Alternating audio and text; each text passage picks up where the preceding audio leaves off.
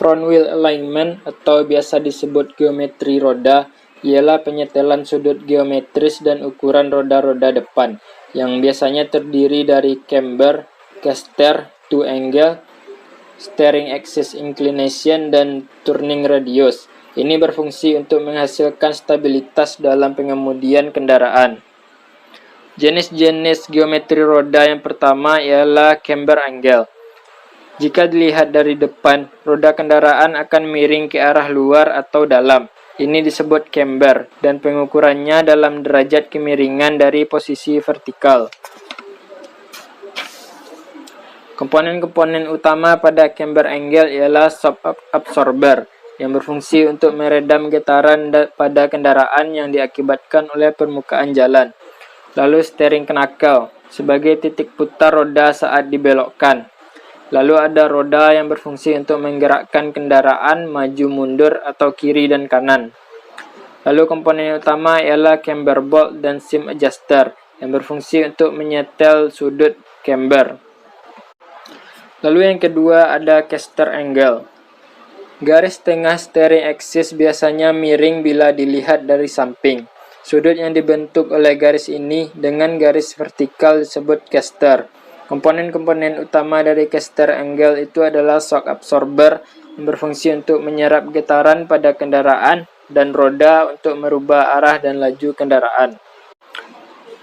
Steering axis inclination atau kingpin inclination angle, yaitu sumbu tempat roda berputar saat berbelok ke kiri atau ke kanan disebut steering axis. Sumbu ini digambarkan sebagai garis imajinasi antara bagian atas dari shock absorber upper support bearing dan lower suspension arm ball joint. Garis ini miring ke dalam dapat dibayangkan dari bagian depan kendaraan yang biasa disebut sudut kingpin.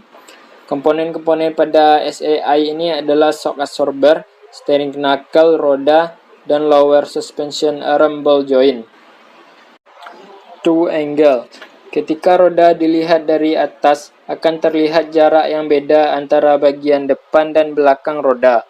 Disebut two in bila bagian depan tersebut jaraknya lebih pendek, sedangkan two out berguna untuk kestabilan kendaraan pada saat berbelok.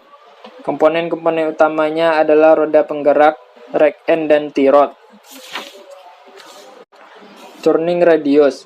Bila roda depan, kanan, dan kiri mempunyai radius sama, maka kendaraan akan slip pada saat berbelok.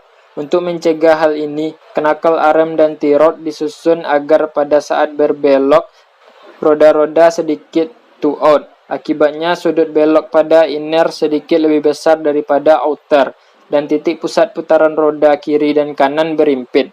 Akan tetapi turning radiusnya berbeda. Prinsip ini disebut prinsip Ackermann. Side slip.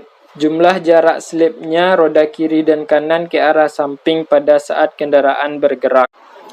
Jika geometri roda tersebut tidak dalam keadaan standar, maka akan timbul kerusakan-kerusakan atau gejala seperti keausan ban yang tidak rata, pengemudian berat di kecepatan rendah atau tinggi, lalu pengemudian tidak stabil, dan setir tidak dapat kembali setelah berbelok. Ini dapat dicegah atau diperbaiki dengan cara menyetel kembali geometri roda sesuai dengan standar.